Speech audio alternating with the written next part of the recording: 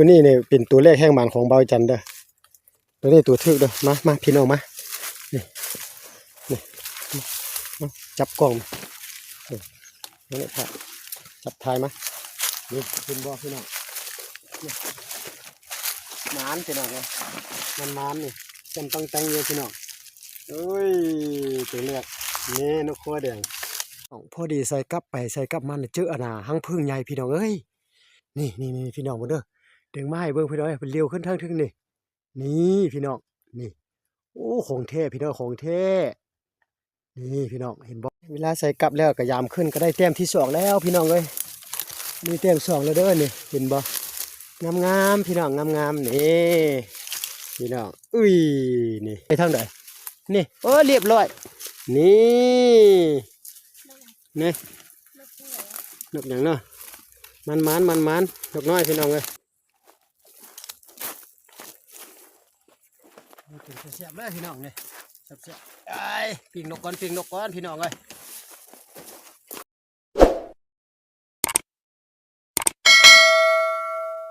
ทักทายสบายดีพี่น้อง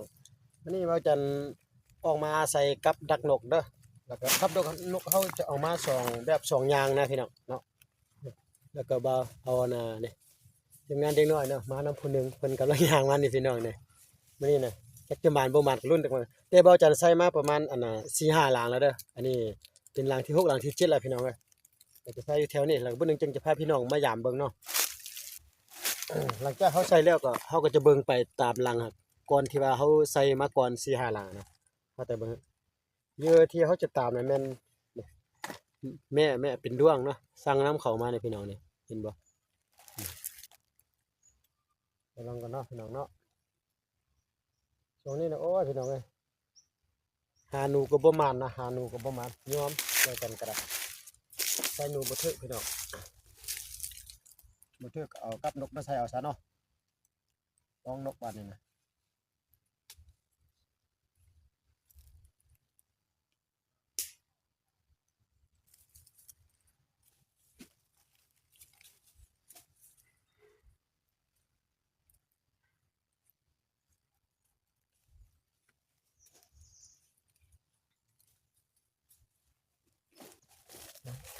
หลังนี้บ่จันจะไปใส่อยู่หั่นก่อนพี่น้องไปใส่อยู่หั่นหลังนึงอีกก่อนถ้าถึง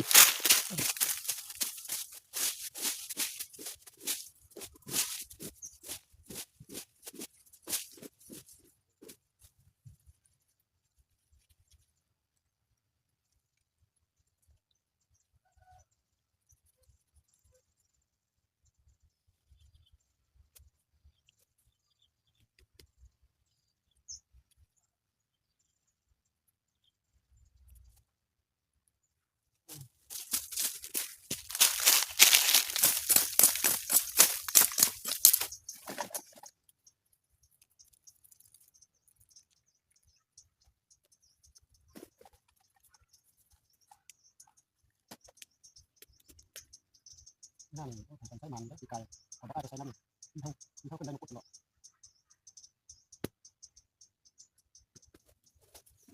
เราไม่อยากไปกันได้สิต้องไปเนาะเราไม่อยากไป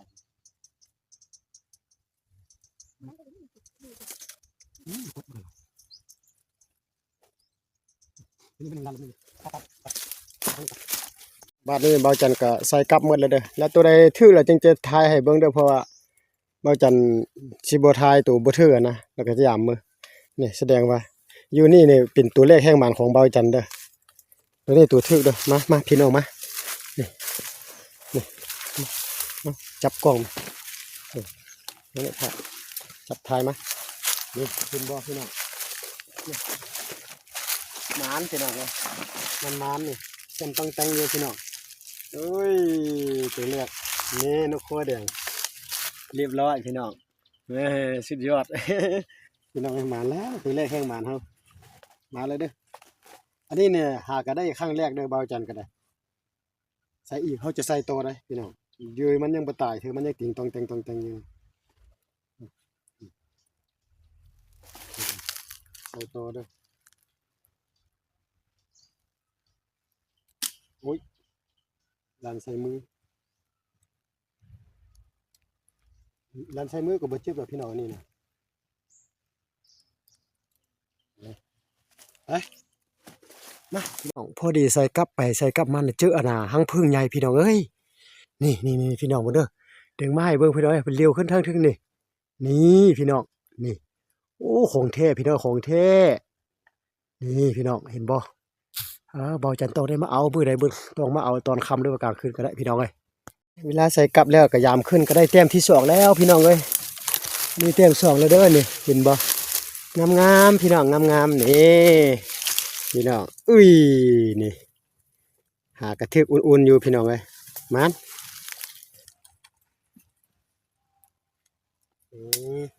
แต้มที่2สุดยอดพี่น้องมันต่างอีกพี่น้องเยอะยังมีอยู่พี่น้องนี่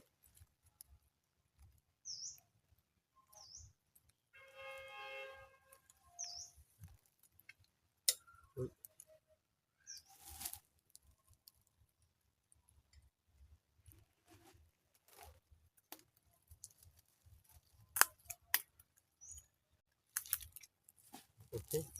ไปมันพี่น้องเอาทักทายสบายดีพี่น้องเดี๋ยวนี้ก็ได้เวลาออกมายามกลับแล้วเด้อกำลัง ทีมงานเด็กน้อยกำลังยางเข้าไปอยู่ลัน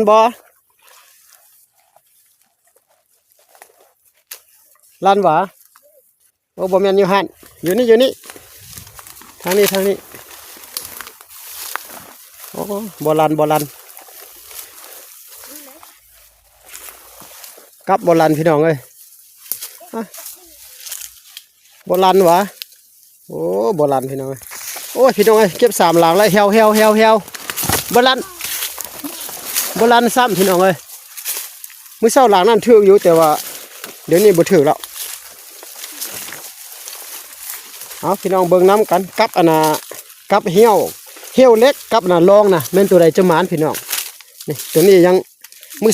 อเช้านี่มันหมานอยู่ตัวนี้น่ะแต่ว่าเดี๋ยวนี้บ่หมานแล้วพี่น้องขออนุญาตเก็บก่อนเด้อ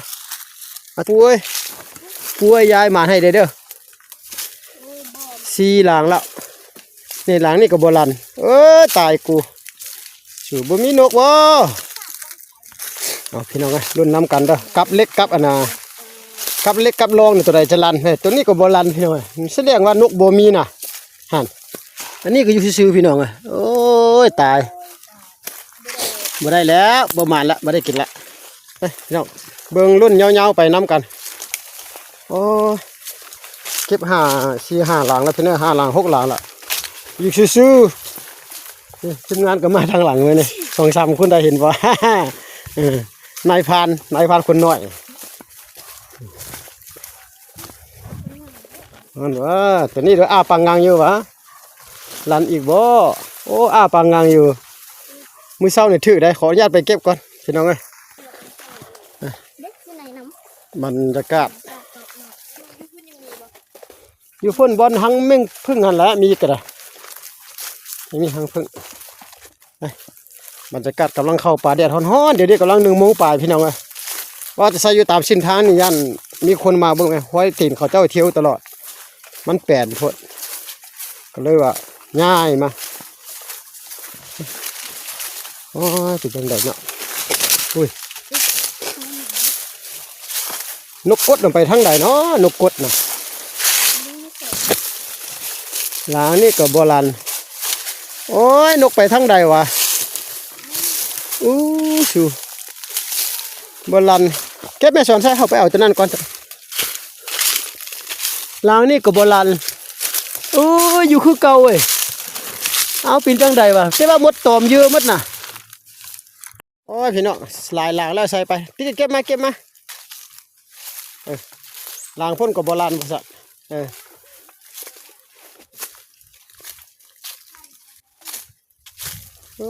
ลันอยู่เนาะเก็บเลยเก็บเลยเกี่ยวมาดูบนนี้บ่ได้จักตัวเด้อพี่น้องเลยตัวนึงก็บ่ได้นี่อันนี้ก็บ่ลันซ้ำนี่พี่น้องเยอะก็ยังมีอยู่นี่เลยเป็นอย่างเนาะนกบ่เอา ไปเบื้องหลังชุดท้ายเบื้องคลิปมาเลยหลังนี่กับโบราณโอ้บ่ได้พี่น้องเอ้ยแถวนี้บ่ได้นกสักตัวนั่นโบราณนั่นเด็กน้อยมาตามหลังกันพี่น้องเอ้ยชุดนี้บ่ได้จักตัวเลยเก็บพอด8-9 10ละพี่น้องเอ้ยบันทึกนกจักตัวลันกับโบราณซ้ำลันแต่หลังเดี๋ยวลันฟาวบ่ติดไปพาพี่น้องไปเบิ่งชุดที่2ก่อนสิมันอีบ่ว่าจะเอานก5ตัวมันสิได้อยู่บ่แบบนี้เลยไปเบิ่งแต่ชุดนั้นคันได้ก็ได้บ่ได้ก็ที่ว่าแฮวละได้แต่นก2ตัวมื้อเช้าหั่นล่ะพี่น้องไปพี่น้องบัดนี้นะเข้าบัดนี้พาพี่น้องไปเข้าจุดที่2พี่น้องเอ้ยสิมันก็มันบ่มันก็บ่สั่งว่าละเด้อเบาจันก็ได้เสียงนกก็บ่ได้ยินนะมิดจิลีอยู่นะพี่น้องเอ้ยจักมันไปใส่จักบ่ได้ยินฮอดเสียงนกครับนี่ก็หลังนึงนะโอ้มันมาแล้วนี่เขียนต้องแต่งอยู่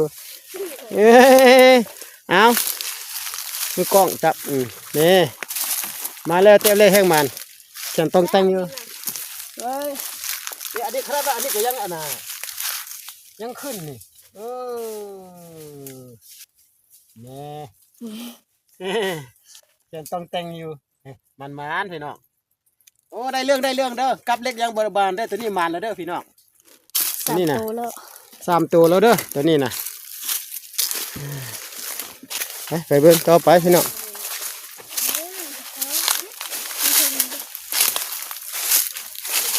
โอ้ยกับเล็กยังบ่เอาได้กับเล็กนี่นะยังทึกบ่นี่ไปเบิ่งตัวทึกก่อนพี่น้องกับเล็กวะมันเอาตัวนี้ก่อนมาแล้วพี่น้องมาแล้วมา2 แก้วแล้วนี่ที่ว่าทีมงานเขาเอื้อนมาแล้วโอ้ยหมดซุ่มต่อหมดโอ้เบิ่งโอ้หลังนี้บ่ทึกพี่น้องเอ้ยนี่โอ้อันนี้คือหมดยังขึ้นพี่น้องห่านเห็นบ่อ๋อพี่น้องหมดน่ะไปมันบ่อันนั้นใส่อยู่เส้นทางหั่นฮะนี่หลังนี่เห็นบ่เอามันจับนี่เห็นบ่หลังนี่เชื่อพี่น้องนี่เห็นบ่สุดยอดพี่น้องนี่แต่งอยู่ได้เรื่องนี่โอ้สุดยอดมาใส่ถุงนี่ทอดเอาสบายพี่น้องโอเคอันนี้ใส่อยู่นี่ก่อนเดี๋ยวกลับไปดูเลยเขาก็ว่าหางใหญ่มาไปโอ้มันนี่ทีมงานเด็กหน่อยมานำเด้อพี่น้องเลยทอดทิมรถดันทอดเต็มไม้เขามื้อหน้าเขามาใส่อีกโอ้เอาไปเอามาพี่น้องต้องได้หากับตัวนี้มาใส่เด้อบ่ได้กับเล็กบ่ได้เรื่องพี่น้องเลยโอ้บ่เข้าทากับเล็กหันนี่อันนี้ก็บ่มานบ่ติดพี่น้องเลยหลังนี่โบราณพี่น้องไปเอาหลังนี่ก่อนอันนั้นหลังกับเล็กพี่น้องอยู่ไหนหันน่ะโอ้กับเล็กเนี่ยบ่เอาพี่น้องบ่มานเด้อกับเล็กน่ะนี่จะพาไปทีมงานน้อยนี่มาเอาเพิ่งน่ะนี่เพิ่นก็มาพอดีมาฮอดแล้วเพิ่นว่าโอ้บ่ได้ว่าสิสูงโพดว่าซั่นนี่เห็นบ่พี่น้องคักโอ้เพิ่งนี่เนาะไปพยายามกลับเฮาก่อนพี่น้องมันบ่เบิ่งแล้วมันมีจักหลางอยู่หั่นน่ะจังได้มันหลงกลับได้มันใครมันครบตาม19ละ19อันได้ฮะดวงวะดวงเฮียติเดี๋ยวนกตอดละบ่ตอดแล้วเนาะ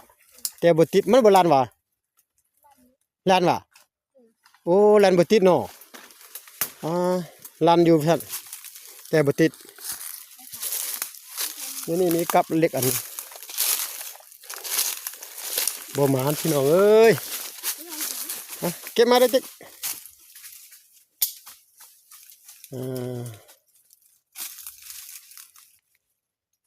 งานไม่ยามกลับพี่น้องเอ้ยทางมากวดกาเบิ่งหางพึ่งพร้อม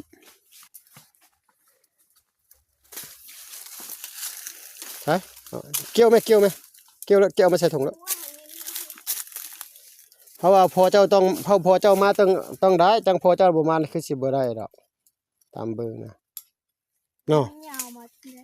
อันนี้ข่อยก็ว่าไม้ยาวไม้แบบอันน่ะอันไม้อันน่ะนั่นนะไม้หยังไม้สร้างอ่ะนะไม้สร้างไผ่บ่ไม้สร้างหั่นโนลิงน้องหั่นนะนั่นล่ะเอามาหั่นไปต่อพี่น้องบ่เหลือหลายแล้วพี่น้องกลับจะหมดละโอ้ยก็ได้4ตัวจะได้ตามเป้าหมายบ่ว่าคาดหมายไว้ว่าจะเอา5ตัวนี่พี่น้องอยู่ใส่บ่เขาเข้าอยู่ใส่แล้ววะไปทางนี้ก่อนบ่ยังบ่ฮอดเถอะตอนเขาเข้าครับ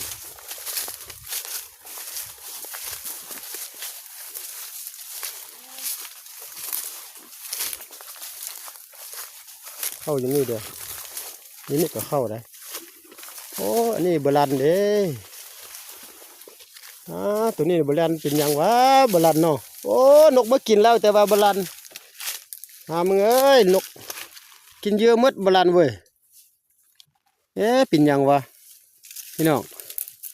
เครือโบราณเนี่ยเยอะเขาหมดแล้วนี่พี่น้องโอ้มันอยากฟูดหน่อยนึงพี่น้องไปเข้าอยู่ใส่ประจักษ์อะไรพี่น้องไหมคือว่าเข้าอยู่นี่แหละ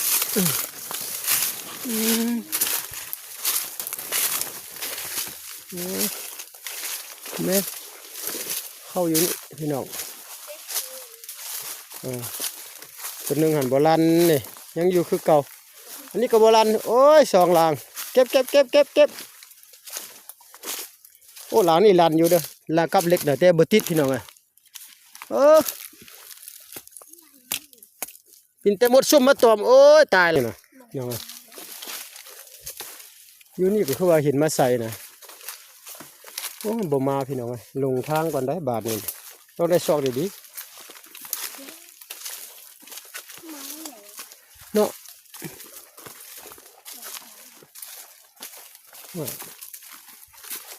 บ่แม่นมานี่ที่บ่มาดอกบ่นี่คือ6แท้บ่แม่นทางนั้นบ่จักทางนี้บ่คือ6แท้เข้ามาแล้วว่ะแม่อยู่นี่หลังนึง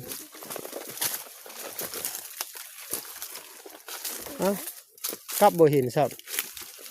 ไปทางใดนี่เรียบร้อยนี่นกอย่างเนาะมันนกน้อยพี่น้องเลย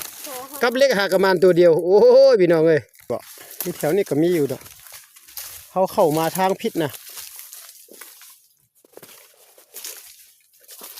โอ้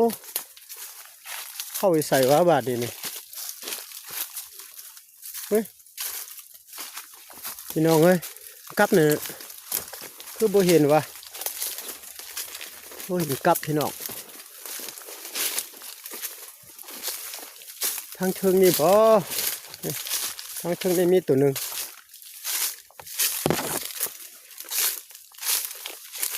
โอ้นี่ก็ลันแต่ว่าบ่ติดพี่น้องเลยกับเล็กพี่น้องเฮ้ยลันอยู่บ่ติดพี่น้องถึงงานเด็กหน่อยเอาเห็นเวียกแล้วพี่น้องเลยนี่เมียงเพิ่งเห็นบ่กำลังบินบุ้มขึ้นนี่พี่น้องกำลังอูดอยู่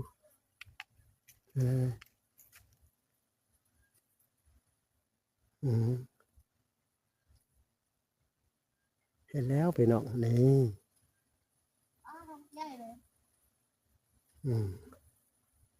นั่นพี่น้องโอ้ยพึ่งมาดิเย็นนั้นไหมเฮ็ดบาทนี่นะหางใหญ่เติบได้พี่น้องเห็นบ่นี่เหลืองเพื่อเลยนี่พี่น้องนี่พี่น้องไอ้มันขึ้นเมื่อแล้วนี่ขึ้นเมื่อทางถึงเมื่อแล้ว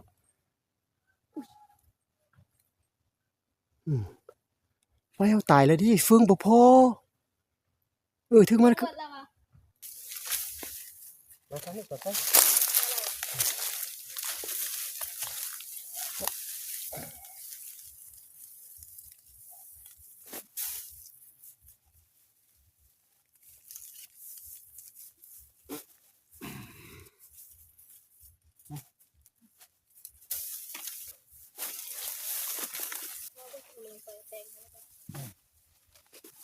มันมีแล้วได้เนาะ มีเริ่มมีแล้วทั้งรุ่น ตัวเท่าที่มันจับอีกละนั่นป่ะ เอาไปซื้อมาดิเปิดเลย เอาเจ้าลูกมาเห็นยัง มาเป็นไหมอี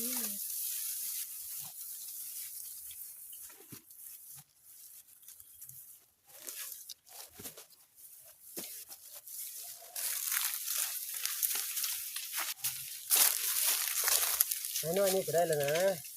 เวลามันจะหมดแล้วดิได้อยู่แล้วนี่ก็ได้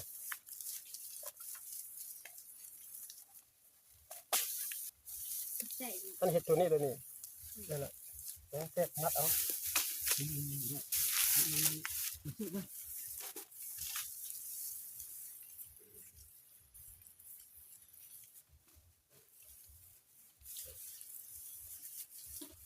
มีดเด็ก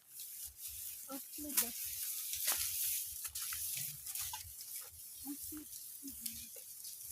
กินน้อยเงินจ้ะเจ้าจะชุดเอาวะ มีดลอยเลย เจ้าจะชุดเอาวะเจ้าขึ้นไม่ได้ชุดเอาเองเลยเอาตัวนี้ตัวนี้ เอามีดลอยเดี๋ยวก่อน อยู่นี่นะ เรื่องติดมีด เฉยนี่ได้นิดหน่อยนี่ฮะผู้ใดจับมันวะ เรื่องเปล่าเลย นี่นะนิดหน่อยฮะเขาบอกว่าเพราะไอ้ก็ไม่ได้จับเด้อนิดหน่อยเมื่อกี้จับเขาจับเลยนี่ไงที่ใส่วะนี่นะคือพระอยู่เฉยนี่ผู้ใดจับวะเขาเราไม่ได้จับซ้ำเนี่ยเพราะไอ้ก็ได้นี่ผู้ใดไปเขาไปพูดนี่ตะวันดีๆนะใส่คู่นี่จะได้คู่นะเจ้าจะเอาให้คู่เอาไฟยืนเจ้าแล้ว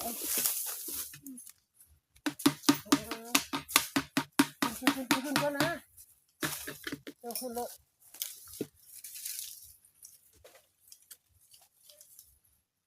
อันนี้มึงเขาจะตัดออกนะบักที่มันบักที่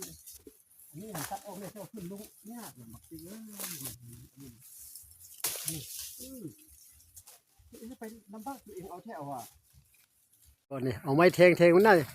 ห่านเอ้ยตกมาเลยเฮ้ยบุกนี่บ่มีหยังเนาะพี่น้องหางเป่าพี่น้องเอ้ยหุ้ย ลูกมาเสร็จ นี่หางใหญ่อยู่แต่บ่มีหยังบ่มีรสกิน เขาจะให้เรา นี่จะหาง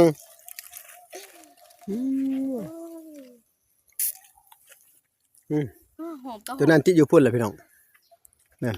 ยังติดอยู่พุ่นแหละเนี่ย ก็สิว่าต้องหวานแซ่บครับ ว่าสิเอาน้ำหวานแซ่บๆบ่ได้แล้วพี่น้องเอ้ยบ่ได้กินซ้ำมีแต่หางเป่าๆดิ เขาเป็นยักษ์ตัวอ่อน เจอหางพึ่งใหญ่ก็บ่มีหยังนี่นั่นโอ้ยน้องเอ้ย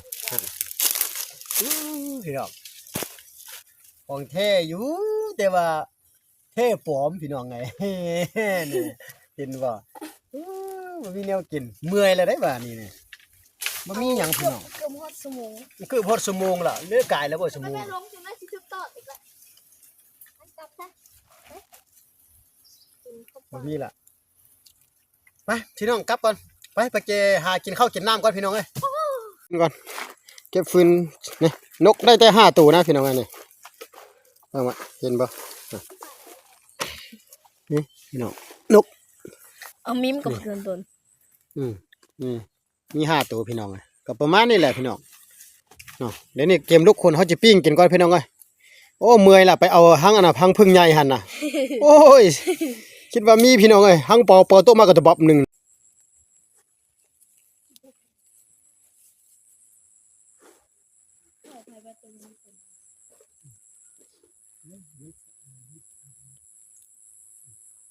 ให้มันไฟติดดี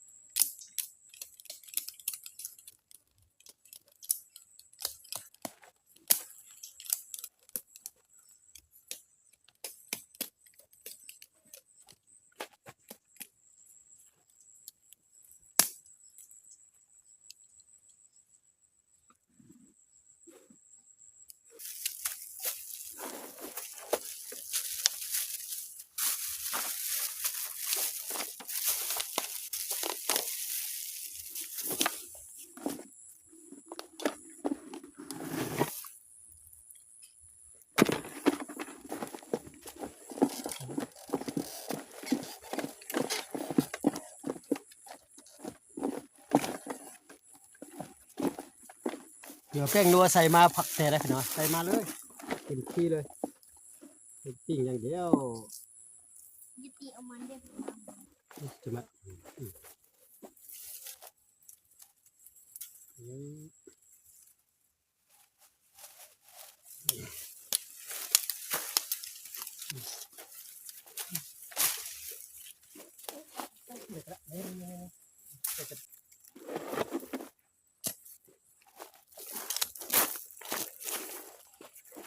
กินเสียบเลยพี่น้องเนี่ย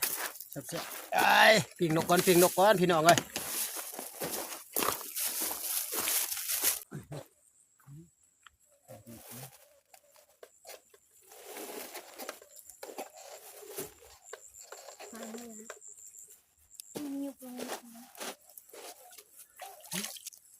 นี่ปลาซิวว่าจะเอามงปลาซิวมาใส่เดี๋ยวแล้วก็จับกินขึ้นมาก่อนนะบางมาหาคุดขี้กระเดือนนะใส่เดือนจะไปใส่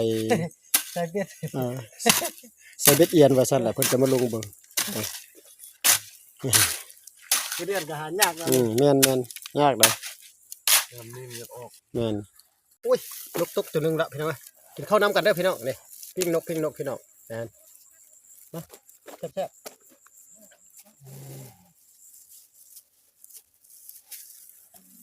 เอามาไม่ชิมช่วยกันนะชิมเจ้านะดีสิมาพี่น้องจะแซ่บได้อกับประจันลองเบิ่งได้กินนกเลยลองนกน้อยกัน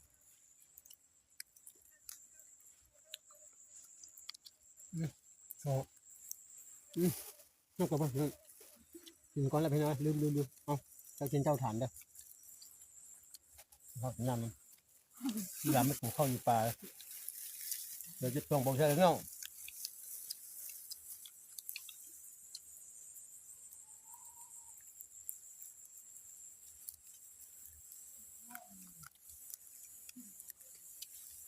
หอมเงิน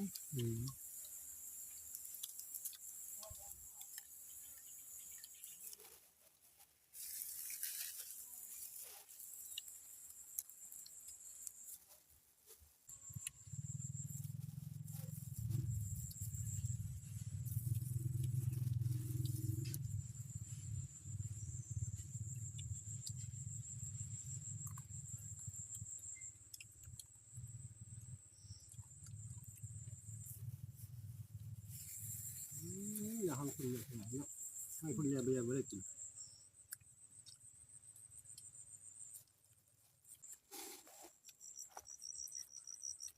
แซ่บเนี่ยก่อนเนาะนั่นกินได้เนาะ